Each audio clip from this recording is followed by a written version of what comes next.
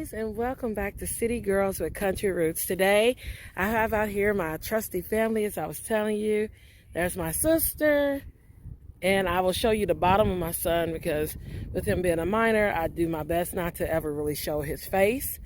You might from time to time catch a side view, but that's about all this. He is a minor, and with everything going on in this world, I do my best not to really show him too much on camera itself. But anyway, we're back out here at the new community garden. And as I was telling you all, we were going to be going ahead and start adding some supplements to this ground.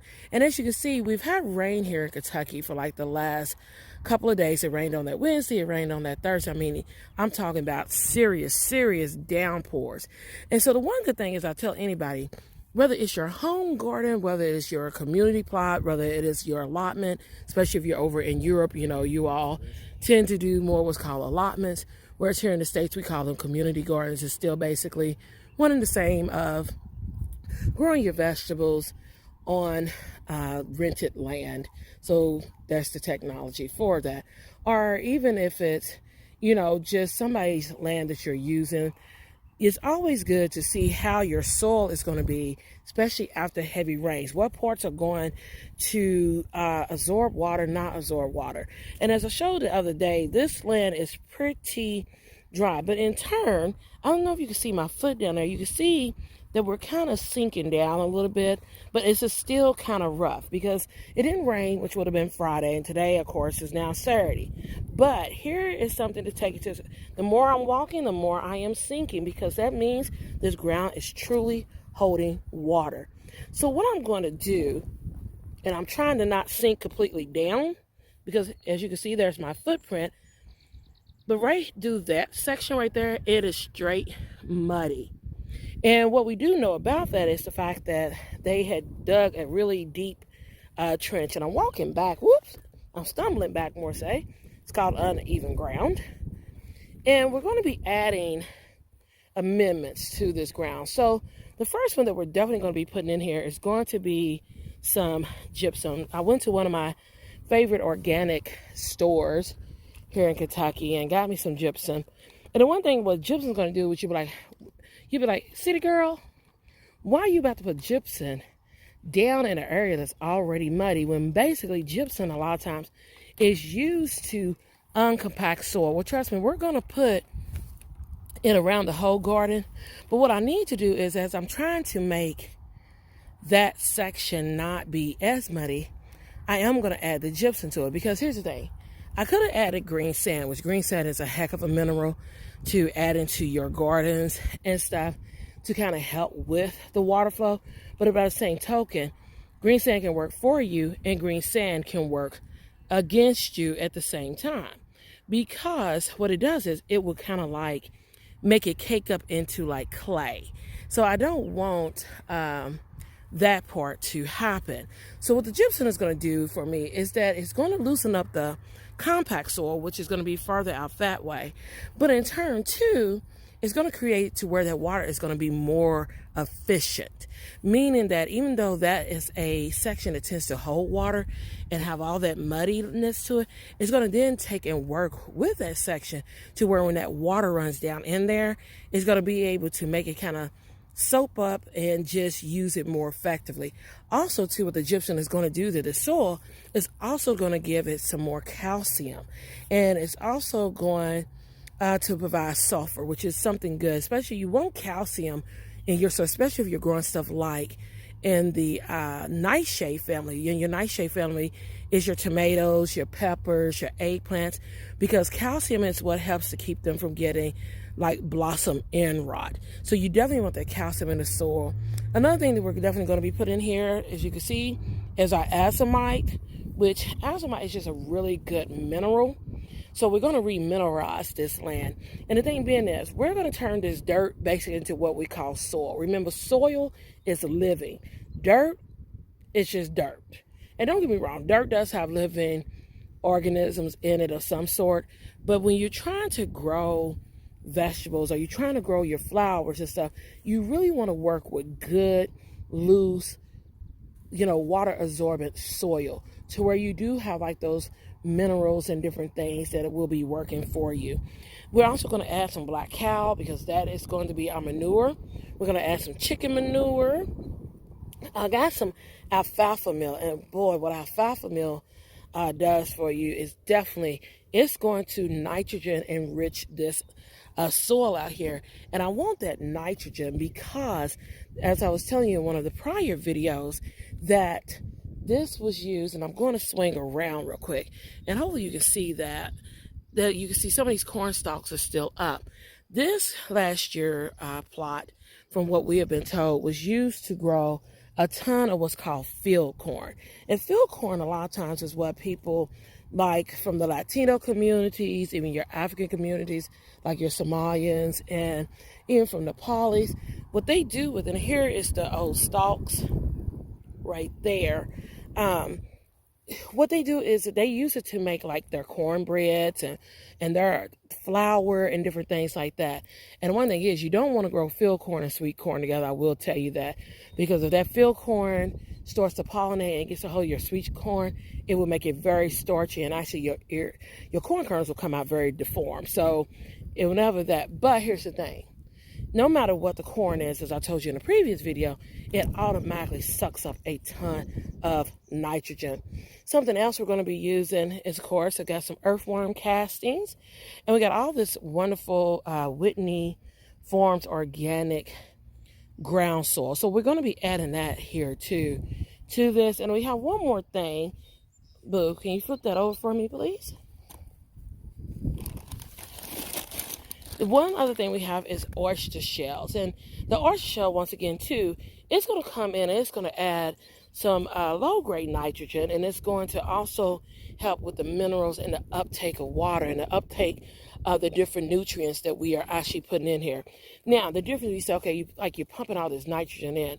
Some of this nitrogen that will be pumped in, even with the cow manure and different things, is going to be more of a slow release. And since we're not going to be planting on this for about a couple of weeks, what we're going to do is we're going to go ahead. Now, the chicken manure, the difference with the chicken manure over here, which let me try to get out of shadow. Let's stop casting shadow on that. Is that the chicken manure nitrogen is like ready. I mean, it hits the ground, it's ready. It's like I'm ready to go to work because it is made up of 3 different levels of nitrogen. One is soluble, which soluble nitrogen is normally something like fish, like your fish. Not like your head of fish, but like your water in fish. That's soluble, meaning that those nutrients are ready for that plant. It also is going to have another what's called pliable salt, which means it's going to slowly release over time. And then, as I said, it's got that I'm ready, I'm right here, let's go to work nitrogen in it, which is fine because, as I said, all of this was basically field corn. So we're going to need to put as much nitrogen back into this, but also, too, as we continue to plant out this particular plot, you will see that we will be putting in our own homemade organic fertilizer in each one of our plots, because in that's where we boost it up with a little bit more like the bone meals and the blood meals, and it will still have some more azomite. That's where we'll put in like your back guano. I mean, it'll have a little bit more of the lime. It'll have everything that those plants need to survive over the season, to where we have found up under our fertilizer mix that we don't have to keep coming back and just topping it off with fertilizer after fertilizer. Only thing that we will come back and really do along the way is when we plant the corn, we will plant it with a strong dose of nitrogen, and we will water it in with some fish, because that's basically some more. It's like a 5-1-1. So that 5 means nitrogen. In that case, it has a 5 NPK. So that's what we would do. And then we will come back along the way as it starts to come up and gets to a certain height. We will side dress it with a little bit more, because corn is a hungry nitrogen. I mean, it sucks the life out of everything. So we will do that. But other than that, anything else that we really plant, once we put the fertilizer in the hole with that plant, is done. I mean, if anything we may do, we might come back and do a little worm tea, or maybe just a little fish along the way. But usually, our main thing consists of is just watering and letting nature do the rest of it. Because that's why we have in our homemade fertilizer, in our homemade organic fertilizer, we have what's called slow release as well as fast release in it. So it makes it easier for the plants to basically be fed the whole season. And on top of it too, we're also remineralizing the ground at the same time. But I thought we would just jump on here and kind of do that. And I'm going to see if I can get my sister or my son one to kind of pour a little bit of that gypsum into this white bucket. The white bucket has holes on the side, which is good because we're going to use that like it'll be a seed spreader and everything. So Erica is going to assist me with pouring a little bit in there because we don't want to overfill it since it does have holes in this bucket. Because the first thing we're going to add, and as you can see, when you have teenagers, you have to be kind of detailed and everything. So what she's doing is she's going to pour some of that gypsum into the bucket here for us. And it's pelleted. So believe it or not, we're going to get a lot more in there than what you would think you would get in there. And I'm going to see if I can really zoom in on this for you guys to kind of see what's going on in there.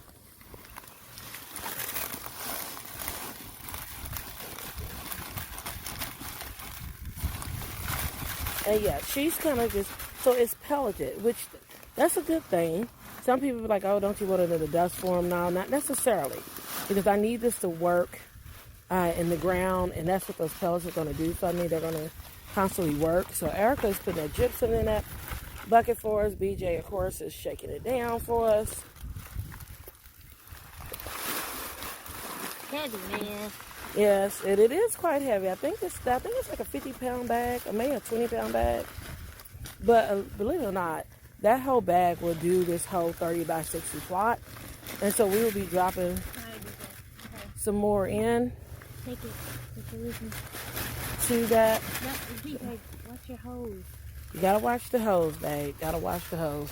I said the one thing about it is gardening with your kids is always interesting, whether they're young kids or whether they're teenagers.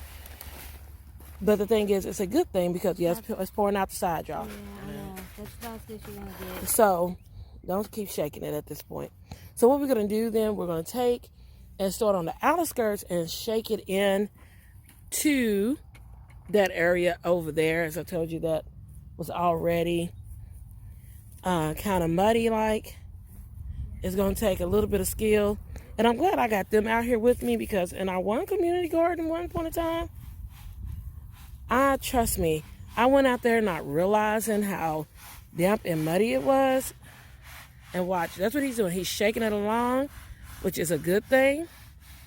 And we're using that as our kind of like our seeding thing. We didn't bring our seeder because we've been sowing grass seeds, and we didn't want to conflict with what we're putting out here. So he's going along the way, and he's steadily just shaking it. And we're going to do this whole plot like that. Of just kind of shaking it around and adding the minerals in. And then we also brought our tiller with us. Be careful, babe, because that's where it gets muddy. So walk on the outskirts. And as you all know, yep, see, he went in. Yeah, he went in. And that's because that is like straight mud.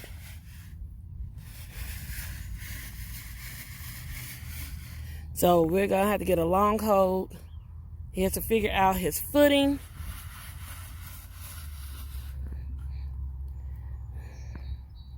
And depending on what's what, it'll be good to till it in, but I'm not sure if we want to work with that much mud.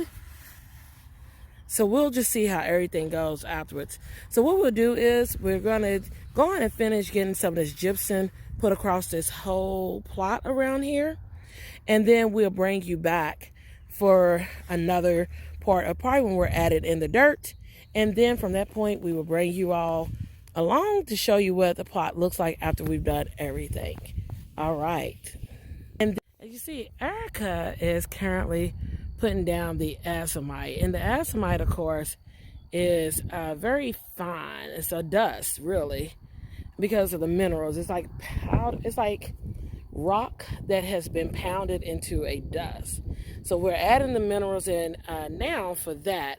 We've already done this whole plot with gypsum. So now Erica is putting in the Azomite. And yes, you're seeing a white bucket. It's like a food grade bucket. And we're using that as our spreader.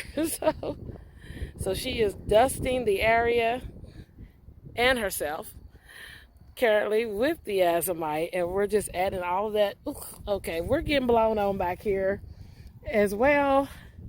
So yes, we're adding in the mineral because we want to remineralize this whole ground. We want to add it in because this is how we're basically going to convert dirt to soil. Soil, once again, as I said, is living. Dirt, well, I mean, dirt has living qualities to it, but we want it to be to where when we planting stuff, that our plants can get the best nutrients and have the best life possible for their health and nutrition. So everything we're doing is going to stimulate plant growth. It's going to feed them. It's going to give them the nutrients for their roots, all of that good stuff. So she's currently coming back so she can get her next set of refill so that we can go ahead and finish mineralizing the rest of this plot. As you all can see, Erica is now working our mini tiller out here at the plot. We are now tilling in all the amendments that we put in from the beginning of this video here. She is working the little tiller there. It's a powerful little tiller. And that's what we're going to do. We're just going to go ahead and till that in. We still got to till this section up here. But for now, we're just going to keep mixing it in. And my son's going to start to re-smooth some of it out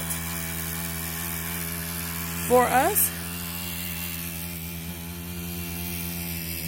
So that way, everything is definitely mixed in real good. And this ground we'll let rest for the next couple of weeks. And then we will take and be ready to plant it. Well, I hope you guys are, tuned in and seen enough of this. But this is kind of like the work that goes into prepping your grounds before you actually get into planting, especially when you don't know what's in it. So what we did add, we added, of course, we added gypsum, we added Azomite, we've added alfalfa meal. We also added chicken manure, which is a good source of nitrogen for this, along with the alfalfa meal. Of course, the Azomite, it's got the calcium and the rock dust in it, the mineralization, the gypsum is going to help with eventually converting some of that wet soil right through there. And you just add what you need. I mean, a lot of times, if you don't know or if you can send off to your local cooperative, and they can tell you like what your soil is actually missing in case you don't want to have to put all of that into it. But just from gardening experience, I know that this soil needed more than probably what was in it, just from looking at a lot of people's plants that they're already started, as well as just filling the ground myself and knowing just from years of experience. So I hope this gives you an idea of what it takes to kind of start a plot, especially if you're looking to get into getting a community garden, or even just looking for doing your own home. I mean, certain things you definitely need to add to your soil set. And everything that we used was OMRI certified, so it's all organic and everything. Oh, yeah, I'm sorry. And we did, just to go back on some of the things we did add in, we did also add in the fact of the cow manure, as well as we add in some OMRI certified ground dirt, like in-ground dirt too. Because as I said, we have a section over there that's kind of wet and moist, which Erica's kind of going through that now. And so we really wanted to focus a lot of the amendments in there because we really need to build that up so the way, one, it won't just be like what we call in a swamp right now and areas. So thank you for tuning in today for City Girl with Country Roots. And we look forward to seeing you on our next video. Please do not forget to like, subscribe, comment. And if you have any questions, definitely leave them down there and we will get back to you. on this, and we'll also put some product description in the video down below too. So hope everybody's having a wonderful day, a wonderful evening, and we look forward to seeing you on the next video. All right then, bye bye you all.